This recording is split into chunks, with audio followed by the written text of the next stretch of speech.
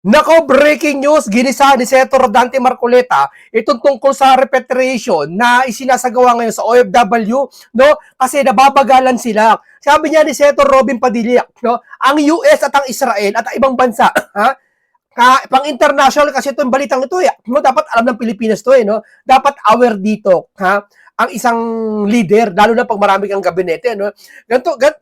Sabi nga ni Senator Robin, aware na ang US pati Amerika, pati ang Israel dito. Isang linggo bago mangyari. Tapos tayo dito para lumalabas, hindi tayo aware, no? Hindi tayo biglaan kasi bagay, hindi nasanay na tayo sa ganyan. Kikilos lang sila, sabi niya na matatanda, kung hindi mo kalabitin, hindi puputok. No? Kung hindi mo paalalahanan, hindi gagawin. Di ba? Ito, totoo naman sinabi ni Kiko Barsaga dito, na ang sabi ganito. Tingnan mo, namatay ang mga Pilipino sa Middle East. Tapos inuna pa rin nila ang impeachment. Yan. Ito yung sinasabi ko sa inyo mga kababayan na wala namang masama kung unahin mo impeachment eh. Pero yung inuuna mo kasi, mas mahalaga doon sa iniiwan mo. Di ba? Ganyan to mga to eh. Mamimili lang sila doon sa papakinabangan nila. Tama si Sara Duterte na 95% o 90% na iniisip ng isang politiko ay kanyang boto lang. Kung halimbawa, wala siyang pakikinabangan dito sa boto na to ng OFW, kakaunti lang, anong pakialam nila? Yeah? Tutulungan kuwari nila yung mga inaapi ng China. Yeah? Inaapi ng China kasi madami simpatya sa China. Tungkol sa yung WPS, ang dami simpatya, kaya sila tutulong. Pero sa flood control, hindi sila tumutulong. Kaya nga, sa madaling salita, namimili lang sila ng kanilang papanigan ng mga Pilipino kapag maraming boto silang papakinabangan. Kaya tama si Sara, no? O ito pa, sabi, may mga talaga si Kiko, no, talaga may punto. Ito yung tinatawag nilang baliw sa kanila. Yeah? Ito yung ini-ethics complaint nila, yung ganitong tao na kapag sasabi ng mga bagay na hindi na nila naiisip, no? Ang kanila, pag nagnakaw ka ng mali-malitang pera na patunayan na hindi nila i-ethics yun, hanga pa sila doon, di ba nila babanggitin yun? Possible ang pag-uwi ng mga OFW na apektado ng gera sa Iran. Pero inuna talaga nila ang mga maleta ng buhaya. Kaya nating ligtas ang ating mga kababayan doon kung walang korupsyon dito. Totoo yan! Totoo! Isipin mo naman, tayo lang ata hindi ko alam tayo lang ata bansa nang nahihirapan eh. Ang diskarte. Kopya mo yung ginagawa ng Japan, kopya mo yung ginagawa ng ano. Di ba? Kasi may mga pera sila, may budget sila. Yeah? Ang alam ko nga hindi ko alam kung totoo yun pero may alam ako ibang bansa na ini-escortan ng mga jet fighter yata yung eroplano. Ano ba? Yung punong-puno yung eroplano ng mga sakay. Ipapatriation sa ibang lugar, no? Ililipat, ipapauwiin. Alam ko, i-escortan ng mga jet fighter. Hindi ko alam kung may ganun tayo Hindi ko alam. Pero may nakita ko sa internet na ini-escortan nila. No? Si Kiko ulit tayo. Dito mo tayo, Kiko, bago tayo magsimula. Walang eroplano para sa mga OFW natin na binobomba. Pero ang mga buhaya, lahat may private jet. Totoo yan. Real talk. Hindi mo naman pwedeng i-private, hindi naman ibig sabihin dito, ipa-private jet mo lahat ang OFW. Hindi. Ibig sabihin dito, ito yung sa madaling salita, mas kayang gawa ng paraan o mas nangingibabaw pa rin ang mga nangurakot kaysa sa ating pagkaligtasan sa OFW. Ito ibig sabihin niya rito, no? Okay, dito tayo kay anak ni Ramon Tulfo. Real talk to real talk.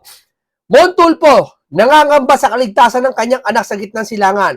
Ang anak kong natas siya, nagtatrabaho bilang chef sa isang hotel sa Qatar, ay tumawag sa Philippine Embassy sa Doha ng kabisera, siya sabi sa kanya na walang evacuation block. Tignan mo. Walang evacuation block. Ano yung sinasabi? Ito, ghost na naman. Ghost project na sa Pilipinas. Ghost na naman. Ano to? Drawing na naman. Na-drawing na naman to. Kaya pala siguro sabi ng iba, lumabas yung chismis, kaya pala nagpunta doon sa Mount Kamuning na bridge para pagtakpan yung sa OFW. No? Kasi ang OFW, pag sinabi nyo OFW, kaligtasan, ang naalala nila sa Tatay Digong. Kaya syempre, gagawa ka ng paraan para hindi maalala ng Pilipino si Tatay Digong. Ang maalala ay yung kasamaan, gaya ng yung Mount Kamuning na matirik na bridge. Para magalit yung mga Pilipino, oy, oo nga, ang sama-sama ng Duterte, ang taas-taas ginawa ng tulay. Oh, yun ang sabi ng iba. Oh, dumako na tayo kay Senator Dante Marcoleta kung saan ay nagalit siya dito na talagang mahal niya talaga. Dito mo makita talaga ng mahal niya OFW. Dito mo talaga makikita kung sino may malasakit at kung sino yung gumagawa ng paraan. No, hindi yung sabi, yung pinapahaba lang yung speech niya, no? Para masabi, ang mga Pilipino, wala tayong eroplano, magtago muna. Kayo, pinapahaba lang eh. Masabing mahaba yung speech niya, pero walang sincere yung pananalita. Makikita nyo eh. Maramdaman nyo. Okay, pahinga natin. Let's use this as the test of the response of the government. As of March 2, nagre-request po ng repatriation ito. All of them feels the potential danger to their life. Tama? So, kailangan nating aktuan to. 1,460. After 4 days, ang tinatanong lang po ng komite. Yes. Dito po sa briefing ninyo, 1,416 po yung nagre-request ng repatriation. Do you confirm the figure, Secretary Hans? Pareho ba kayo ng... Yes po, we confirm the figure and it is a live count, Mr. Senator, meaning it could increase any given time. Yes po. And of course, it that's could important. also, it's OFW count lang po yun, sorry Mr. Senator. OFW count po yun, meaning hindi po kasali dyan yung non-OFWs seeking repatriation. Ito muna, 1,416 as of March 2. Maraming OFW pero maraming residente rin doon nakatira na. Marami din mga tourist doon na 3 months lang doon, 1 month. Pareho po kayo ng... Okay. Okay po. Nag-agree kayo dito sa data. Yes po, yes po. On a per... So March 2 pa po ito, March 4 na tayo ngayon. What happens? Ilan po yung na-repatriate natin? Sa ngayon po, it's around a little, around 2,000 at this stage, Mr. Senator. Pero, Hindi, again, sinasabi ko 1,400. Hindi naman kayo makakarating sa hearing na yan kung talaga walang kumikilos eh. Para bang kung ano pa baga na lang ang ginagawa natin. Hindi ho ba? Ang alam ko, dapat nasa gobyerno tayo, kaya nga sabi ni Isko dati naalala ko eh, bilis kilos, kagak. Di ba, alam mo yun? Yung hindi pa naiisip ng natural na tao, hindi pa naiisip ng tao, hindi pa nangyayaring kalamidad, nakahanda na. Alam mo yun? Yeah. 16 ito eh, March 2. March 4 na tayo ngayon. March 6. Ang March 6, 4 days. Ilan po dito yung na-repatriate natin? Yun lang po ang tanong. Senator, yan po yung requests for repatriation. So it's around, the number would be around in the area of 2,000, let's say, at this stage, Mr. So Senator. lahat ng ito nakabalik na? Hindi po. Requests for repatriation pa ho yan. Hindi po, ganito yan eh. Hindi Let's use this as the test of the response of the government. As of March 2, nagre-request po ng repatriation ito. All of them feels the potential danger to their life. Tama? So, kailangan Yes. nating aktuan to. 1,460. After 4 days, ang tinatanong lang po ng komite, Yes. ilan po ang na-repatriate? Sa ngayon po, still undergoing po tayo ng repatriation So, stage. wala pa pong na-repatriate after 4 days. Meron pong mailan-ilan, kabilang po sila doon sa Sabihin mga po natin nanumbalik. kung ilan. 1,416. Let's be specific. Ito pong test natin eh. Itong mga taong ito ang nagre-request dahil alam nila merong danger sa buhay nila. Tama. So nag-request po sila. Ang sabi po ng Secretary ng ASEC, this is a country team response. Yes. Sa ngayon po, Mr. Senator, with the 2 Emirates flights that brought in around 60 OFWs, then that number will be reduced by 60. But rest assured, yung balanse po niyan, ongoing po ang repatriation effort natin, Mr. Senator. Mr. Chair, I am not getting the right answer here. Napakasimple po ng tanong ko.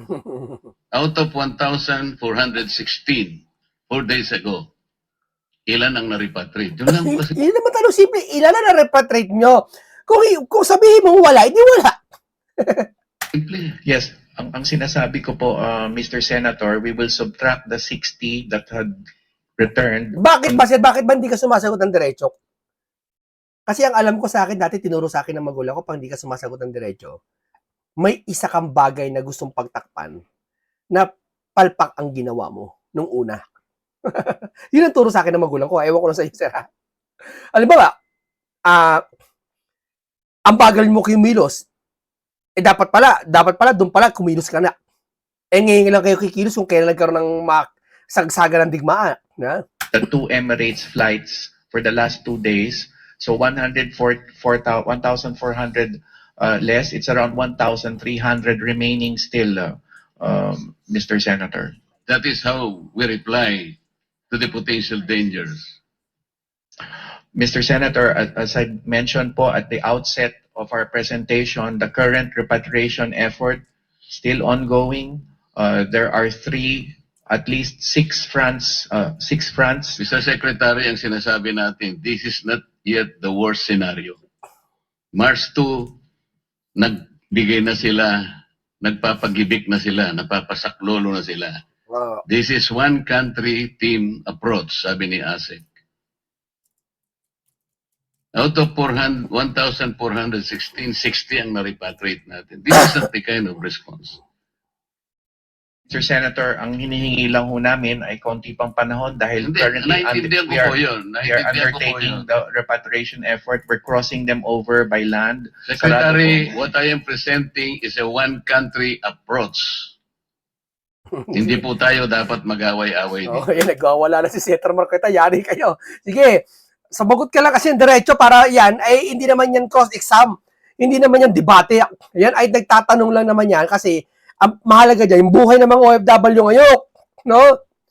I am youth. Kaya isa kasi mahina, no? Si Pangulong Duterte, sabi niya, talaga may maparaan si Pangulong Duterte, talaga maparaan tungkol dito. Yung isa mahina eh. Using this as a test kung gaano po ang level of response natin today. Kaya gusto nating hanapin yun. Wala pa po yung worst case scenario. Ang sinasabi natin kanina, paano kung magkaroon ng worst case scenario? For example, naging hindi na 1,416, naging 14,000 na kagad. So para lang ma-determine natin kung gaano ka-adept ang level of response natin. Yun lang ang punto rito. Okay. Bago mo sagutin, may interject, Senator Marcoleta. Secretary Gagdak and ASEC Tago, saan ho tayo nahihirapan? Because, tama po, yung tanong po, malinaw, 1,400 plus, pero out of that, 60 pa lamang po.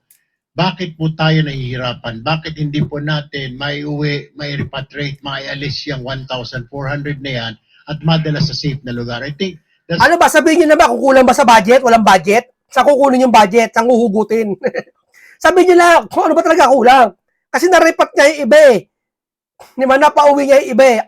Ngayon ito, sagutin niyo. Ganun kasimple lang yun eh. The question na Senator Marcoleta is asking, saan po kayo nahihirapan? Bakit kayo nahihirapan? Ang ganda tanong ni Erwin, ang ganda na, pinaganda na yung tanong ni Senator Marcoleta. Kay Senator Marcoleta kasi malalim tanong eh. Kay Erwin Tulfo, pinababaw niya ng tanong ha, sagutin niyo na. Hirapan. Hindi natin may alis, may ilagay sa safe na lugar yung 1,400 na yan. Yes. Secretary. Sa ngayon po kasi sarado ang airspace sa lahat ng bansa na covered ng requests for repatriation. Kaya't ang options po natin is land crossing. Kaya yun po ang isasagawa natin. Barko, Ang malayo, iikot yata, napakalayo. Pero makakauwi yung ilang buwan yung bago makauwi pag barko ginamit. Malayo.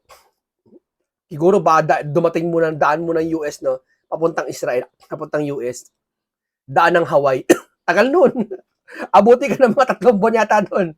ating pong sinasawagawa ngayon is to ensure that when we transport them by land, ito po ay safe. Ang element of risk is low.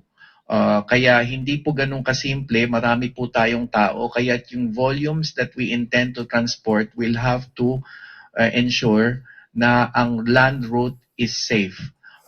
By and large, the land route will take around 2 to 3 hours travel when you're speaking of the land route out of UAE, for instance, or the land route out of Israel.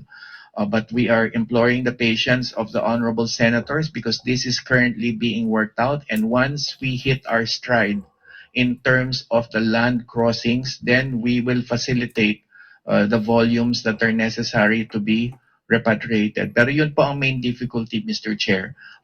We are basically limited by the fact that air transport is severely curtailed gawa nung pagsara ng airspace. Kahit na po hindi nyo hingin yung pasensya namin, hindi po kami rito ang problema. Ang response natin, the level of response is only 4%. Nagpapagibik po sila, napapasaklolo, natatakot po sila. Yun po yung dapat nating makita. Hindi ko po kayo sinisisi. Ang sinasabi ko lang, gawa tayo ng paraan kung paano yung takot po nila ay maibsan kagad. Presidente kasi tatatrabaho lang. Ano ba? Tatatrabaho lang. Pag in-interview mo nga para pipilitan lang, walang sincere. Hindi makikita mo naman yan. As possible. Wala po kaming sinisisi dito. Tinitingnan lang po namin yung akmang response ng gobyerno because sabi ni ASEC, at tama naman yon, this is a one-country team response. It doesn't seem to be that way. Kasi nga, mga OFW, alam nyo na, ha? Nasa kalagitnaan ng digmaan, nakita nyo ang gobyerno kung ano may concern ba sa inyo, wala. Kayo na humatol. Ha? Kung sino may concern sa inyo. 4% po yung ating output. Secretary, yun lang gusto ko sabihin. Okay. Taken, Mr. Senator, I completely understand where you're coming from. We also have our marching orders from the President and we will get the job done, Mr. Senator.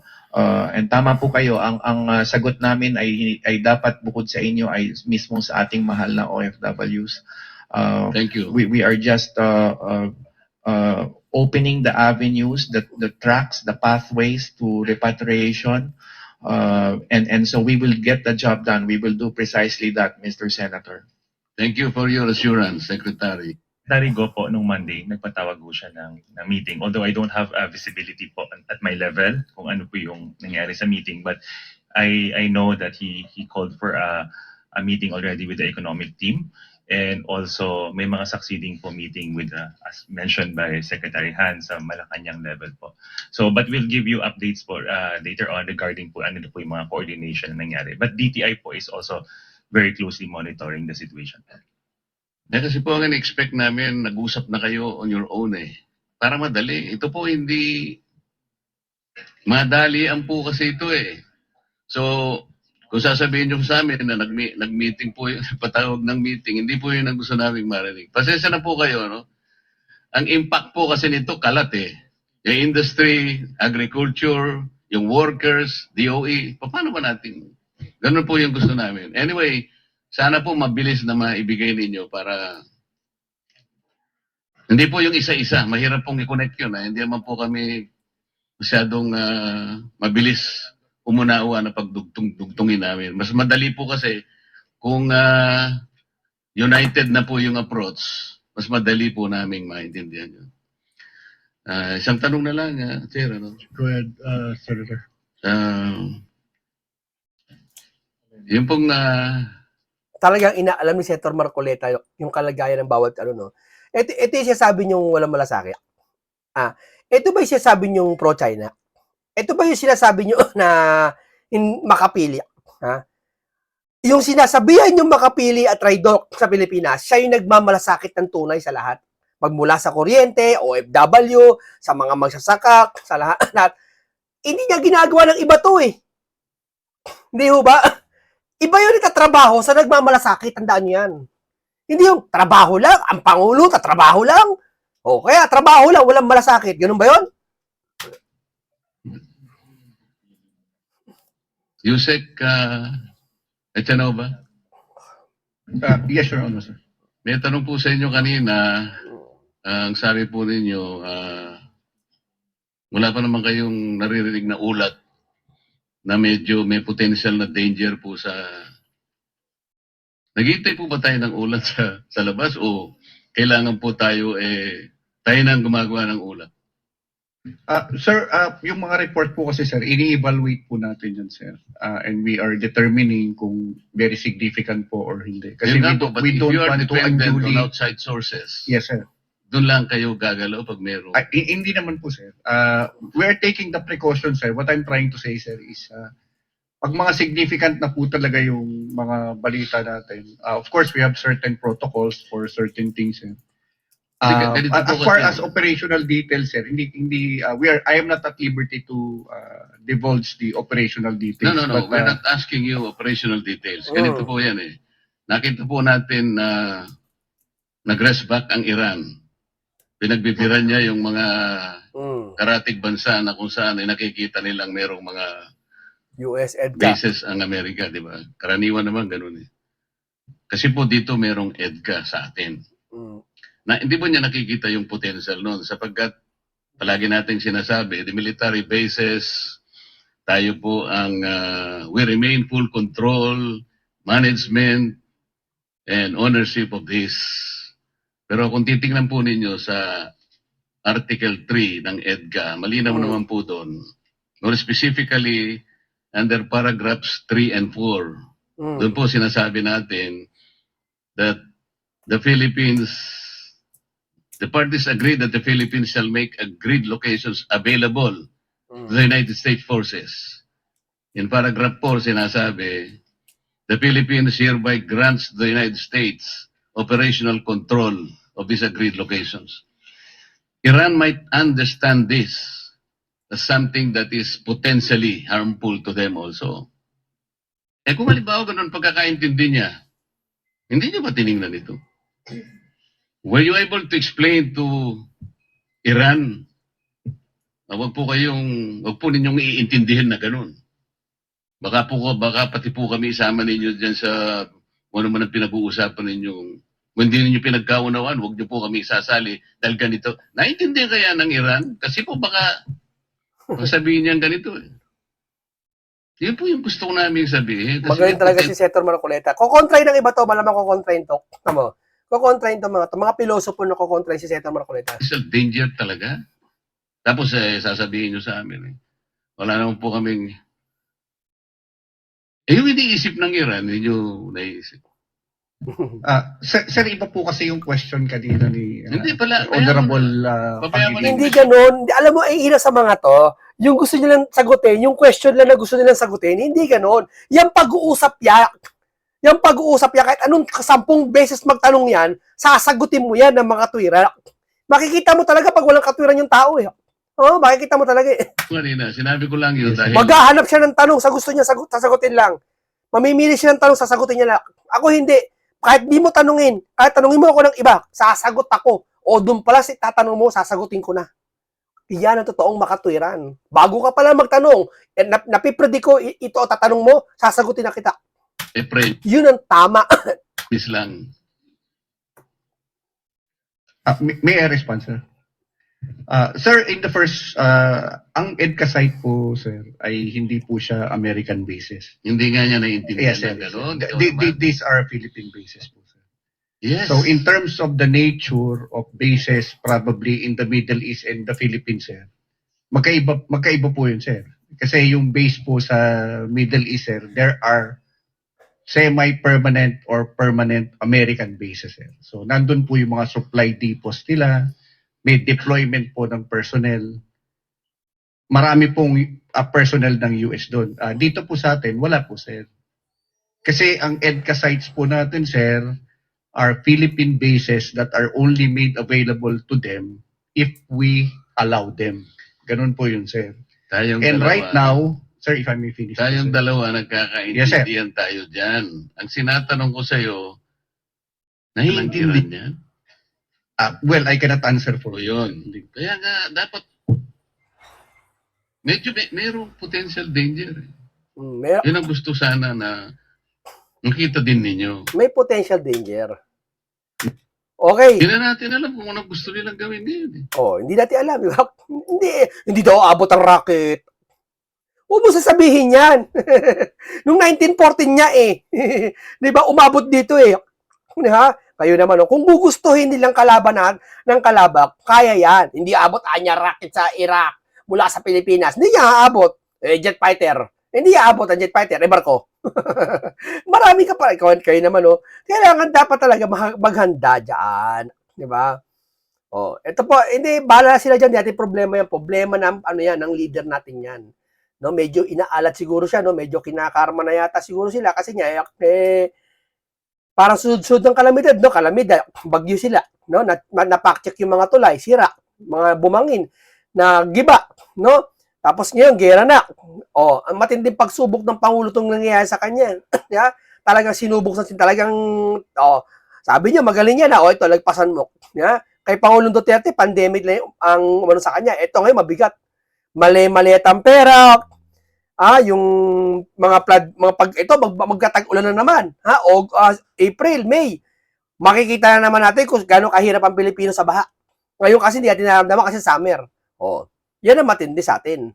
Sige, gera, gasolina ata, mahal, grabe. Hindi ka na makapagsasakyan, sobrang mahal ang gasolina. Okay, maraming salamat po sa inyo. May natutunan naman kayo at marami naman kayong nalaman, masustansyang pag-uusap. Mag-ingat lagi kayo, lalo mga OFW po mag-ingat lagi kayo dyan. Laging pinapayo, hanggat maaari sa pinaka-safe na lugar, umalis muna kayo. Tapos, abi ko nga, ang payo ko, kung bawal ang eroplano, talagang didigmain na talaga, kung hindi na kayo makaalis. Sa tingin ko, magtago-tago na lang muna sa mga shelter, o kaya puno. Ako tatangin puno ako magkatago. Maghanap ako ng punong malaki, doon ako tatago sa taas. Mag-akit nila ako ng mga pagkain doon, tatayo ko ng bahay doon. Naisip ka doon hindi naman tatarget. Malay ba nila may tao sa puno? Di ba? Kung malaking puno, ilang pamilya din yung kasya doon. Medyo mababa na, parang di ka malaglag. No? Hindi, sa akin lang yun Okay, maraming salamat. Paalam po sa inyong lahat.